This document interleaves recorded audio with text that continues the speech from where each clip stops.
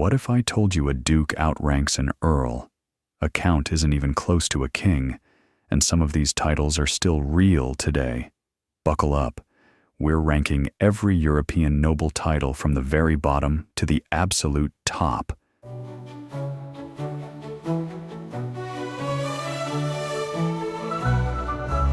Number 1.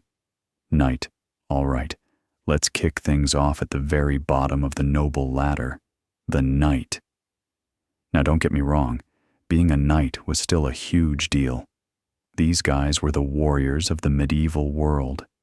A king would literally tap a sword on your shoulder and boom, you were a knight. But here's the thing, it wasn't passed down to your kids. Yep, when you died, the title died with you. That's what puts knights at the bottom of our list. They earned their spot through bravery on the battlefield or loyal service to a lord. In England, they got to put Sir in front of their name. How cool is that? Think Sir Lancelot. Knights were the backbone of medieval armies and honestly the most relatable noble title because they actually had to work for it. Number 2. Baronet. Coming in just above knight, we have the baronet. Now this is where things start getting interesting. A baronet is basically a knight that you can pass down to your children. That's the big upgrade right there. Created in England back in 1611 by King James I, this title was actually sold to raise money for the royal army. Yep, rich guys literally bought this title. Baronets get to put Sir before their name just like knights, but their sons inherit the title automatically. They sit in this weird in-between zone, not quite a full noble lord, but way above a regular knight. Think of it like a lifetime membership versus a yearly subscription. Oh, one lasts forever in your family, the other ends with you. Baronets were never peers of the realm, which means they couldn't sit in the House of Lords, but they were still respected and recognized across all of Europe. Number 3. Baron. Now we're stepping into true nobility. Say hello to the Baron. This is where the real noble ranks officially begin. A baron is the lowest rank of the traditional European peerage system, and let me tell you, even being the lowest of the nobles was still an incredibly powerful position. Barons owned massive chunks of land called baronies, and the people living on that land basically answered to them. In medieval times, a baron could raise his own army, collect taxes, and even hold court. In England, barons got to sit in the House of Lords, which was a massive deal. The title baron is used across almost every single European country. France, Germany, Spain, you name it. Some barons were incredibly wealthy and powerful, almost matching earls and counts above them.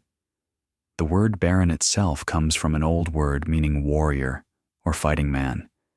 These were serious people with serious power and serious land. Number 4. Viscount. Okay, climbing up the ladder. We hit the Viscount. And yes, it's pronounced Viscount. The S is silent. Don't let it trick you. The Viscount sits right between a baron and an earl, and honestly, it's one of the most underrated titles on this whole list. The word Viscount literally means deputy count. So historically, these guys were the right-hand men of counts, managing things while the count was away. Over time, it became its own separate rank in the peerage system. In England, a Viscount's eldest son uses a special courtesy title while growing up, which is a pretty cool little perk. This title is most common in England and France, and while it might not sound as flashy as Duke or King, it still carried real land, real money, and real respect.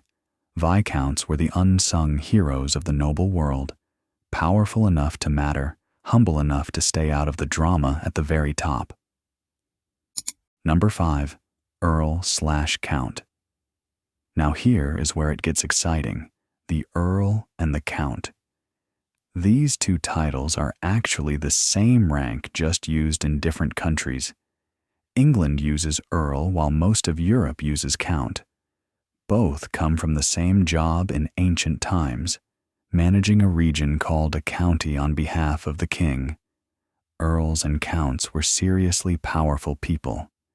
They controlled entire regions, collected taxes, administered justice, and commanded armies. In England, some of the most famous earls in history had more power than the king himself at certain points. Yeah, it got that intense. The wife of an earl is called a countess, which is where we get that title from. Across Europe, France, Germany, Italy, Spain, the count was everywhere. This rank right here was the sweet spot of noble life, powerful enough to be feared, respected enough to be loved, and wealthy enough to live like royalty without actually being royal. Number 6, Marquess/Marquis. Stepping up again, we've got the Marquess, spelled M-A-R-Q-U-E-S-S in England, or Marquis in France, and the rest of Europe. This title sits right between an earl and a duke, and it has one of the coolest origin stories on this list. The word comes from March, which meant a border region. Marquesses were originally the nobles put in charge of protecting the kingdom's borders, basically the guys holding the frontier against enemy kingdoms. That was an incredibly dangerous and important job, and they were rewarded with serious power and land. The rank exists across England, France, Spain, Portugal, and Italy, though the spelling changes depending on the country. In the British peerage, a marquess outranks every earl and viscount below him, but still bows to a duke above him. It's a prestigious title that doesn't get nearly enough attention, and honestly, the Border Guardian origin story makes it one of the most historically fascinating ranks on this entire list. Number 7, Duke. Oh yes, we made it to the Duke. This is the highest non-royal noble title in most of Europe, and it is absolutely legendary. And dukes controlled massive territories called duchies, and historically had almost king-level power within their own lands. The word duke comes from the Latin dux, meaning leader or military commander. In medieval Europe, some dukes were so powerful they literally went to war with kings and won. Think about the Duke of Burgundy or the Duke of Milan. These guys ran entire states. In England, the first duke was created in 1337, and today, there are only 24 non-royal dukes left in Britain. That's how rare and elite this title is. A duke's wife is called a duchess, and their territory is a duchy. Some duchies like Luxembourg actually became independent countries. Being a duke meant you were at the absolute peak of noble society.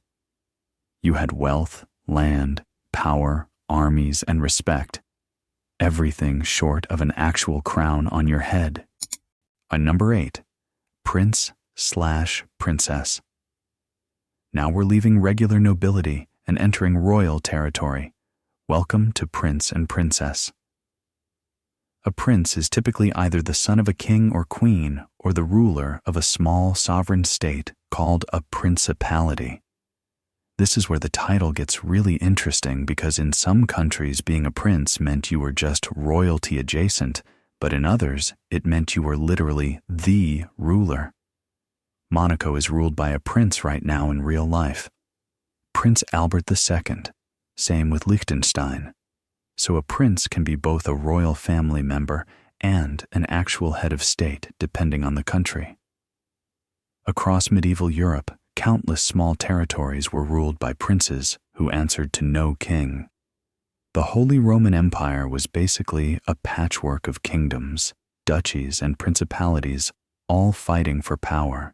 A princess marrying into the right family could shift the entire balance of power across a continent. This title carries magic, romance, and serious political weight all at the same time. Number 9, King/Queen. Here we go. The King and Queen, the title everyone knows and the one that ruled Europe for over 1,000 years. A king or queen was the supreme ruler of an entire kingdom. The law, the land, the people, all of it answered to them. Kings commanded armies, declared wars, signed treaties, and literally decided who lived and who died in some cases. The power of a king was often backed by the church too, which made it even more untouchable. People believed kings were chosen by God himself. Europe was packed with kingdoms: England, France, Spain, Portugal, Sweden, Poland, Hungary, and so many more. Kings fought each other constantly for more land and more power. Queens regnant, women who actually ruled as monarchs in their own right, like Queen Elizabeth I or Catherine the Great, were some of the most powerful and legendary rulers in all of human history. The crown was everything, and people literally killed their own family members to get it. Number 10. Emperor/Empress. And finally, at the very top of our list, the absolute peak of European power, the Emperor and Empress. An emperor outranked every single king, duke, prince, and noble on this entire list. While a king ruled one kingdom, an emperor ruled over multiple kingdoms and territories, basically a king of kings. The title comes from the Roman imperator, meaning supreme military commander. The most famous example in European history is the Holy Roman Empire, which lasted nearly 1,000 years, from 800 to 1806 AD. Napoleon declared himself Emperor of France. The Habsburgs ruled as emperors of Austria. Russia had emperors called czars. The Ottoman Empire had its sultan. At the height of their power, European emperors controlled vast chunks of the entire continent. The Empress title held equal prestige, and women like Empress Maria Theresa of Austria ruled massive empires with iron will. The emperor was the ultimate rank, above everyone, answering to no one, the top of the top, the greatest noble title ever created in European history.